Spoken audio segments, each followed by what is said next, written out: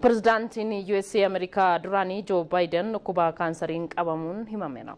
Odeeffannoon waajjira isaanii irraa ba'e akka mul'isutti maanguddoonni umurii 82 Joo Baayiden mallattoo fincaan isaanii keessaa mul'ate hordofuun qoratamanii dhibee kaansarii pirootestii akka qaban mirkaneeffataniiru.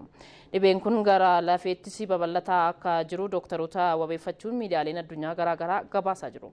Dhibeen kaansarii pirezidaantii Joo Baayiden qabe kun isa hamaa fi cimaa ta'uun himameera. Dhibee kana fayyuun kan hin danda'amne yoo ta'es yaaluudhaan pirezidaantichi lubbuudhaan akka turan taasisuunis ni danda'amas jedhamee jira. Joo Baayiden irratti duula filannoo pirezidaantummaa Ameerikaatiin wal qabate haala fayyaa isaanii irratti sodaan ka'aa turuun kan yaadatamudha. Pirezidaantichi kana durasi kaansarii gogaatiin qabamanii turuu fi dhibeen wal qabatee kaadhimummaa pirezidaantii keessaa ba'uun isaaniis gabaafameera.